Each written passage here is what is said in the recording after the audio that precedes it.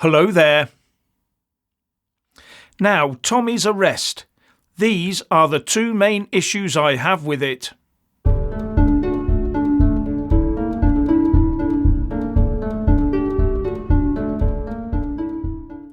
So, Tommy's arrest.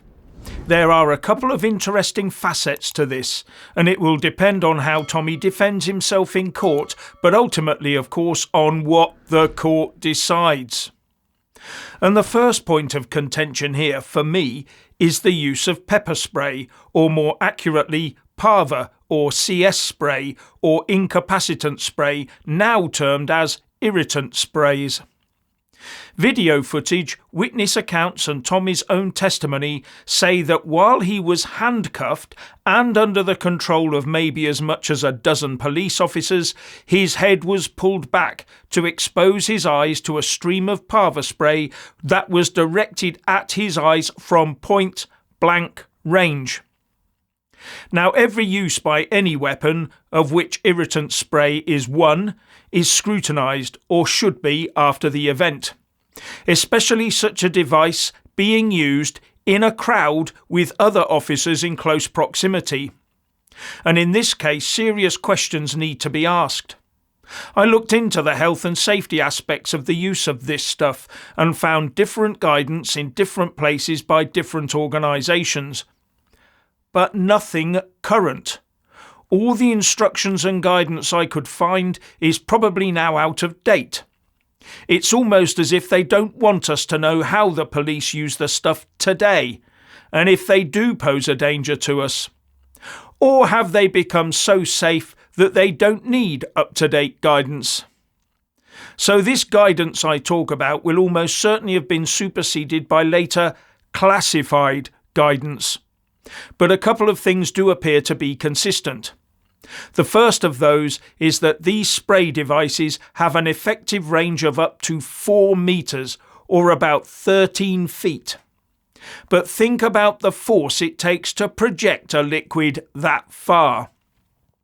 And in some older draft prison guidance and medical advice that I found on the web, it said that this spray should not be used closer than 1 meter from the target unless absolutely necessary due to the potential of permanent damage to the eyes.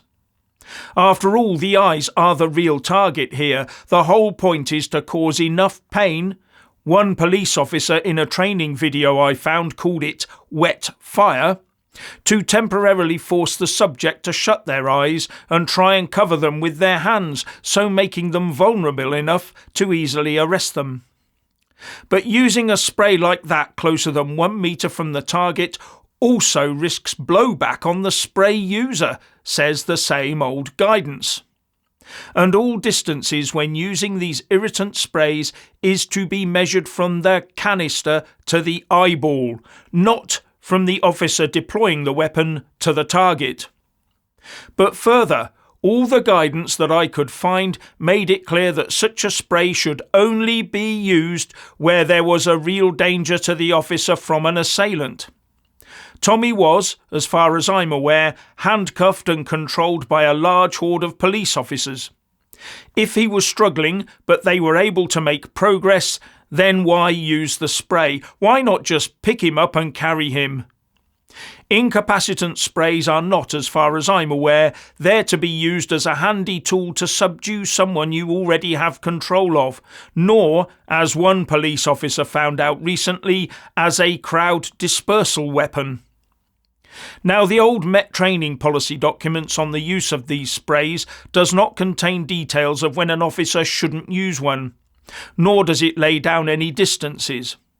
But 2 pieces of guidance I did find were from the Police Service of Northern Ireland, the latest from 2021, I think.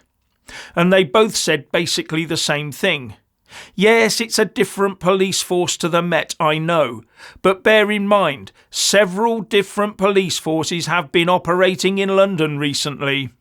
So I would hope that they would all be following the exact same safety guidance for the use of these spray devices. Further, I would hope this weapon guidance, yes, it's a weapon, would be the same across the UK anyway. And get this, Chapter 4 of the latest PSNI guidance that I found says, first, that a warning has to be given, and then it says quite clearly, the spray should not be used at a distance of less than 1 metre, nor on a subject who is restrained or handcuffed, unless the nature of the risk to the officer is such that this cannot be avoided. In all such cases, officers must be prepared to justify not only their use of the spray, but also their decision to use it in these circumstances.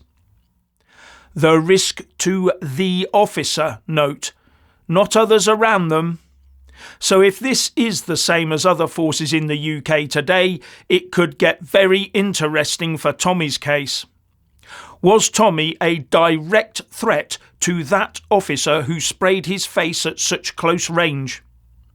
Now, how about this bit from that operational document? Officers should bear in mind that misuse of irritant spray may amount to an assault, a breach of Article 8 of the ECHR, right to respect for private and family life, or in extreme cases, a breach of Article 2 and or Article 3 of the ECHR, right to life and prohibition of inhuman or degrading treatment. Interesting. It also says that when drawing or using the stuff, they have to make a notebook entry and report its use. So I'm assuming similar rules would apply across the whole UK. Now, due to the nature of the spray and its intended use, the PSNI guidance also says about its use during riots and protests and the like. It must be understood, however, that there are no group tactical options for irritant spray use in such situations, and therefore the use of irritant spray will be at the discretion of individual officers in accordance with the overriding principle of proportionality and necessity as set out above. And that mirrors some of the possibly older and out-of-date guidance I have found elsewhere. But further, the guidance is that it is also unwise to deploy irritant spray in close proximity to other police officers because it could end up incapacitating them too. And I don't recall those other officers around Tommy wearing any face protection. As I said, lots of questions. We just need an up-to-date copy of the Met operational instructions for the use of Parva and CS sprays. But it doesn't stop there. Mr. Robinson told the police when they first approached him in the restaurant that he was there with 2 assistants as a journalist.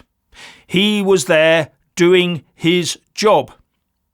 Now, he was issued with a Section 35 dispersal order under the Anti-Social Behaviour, Crime and Policing Act 2014.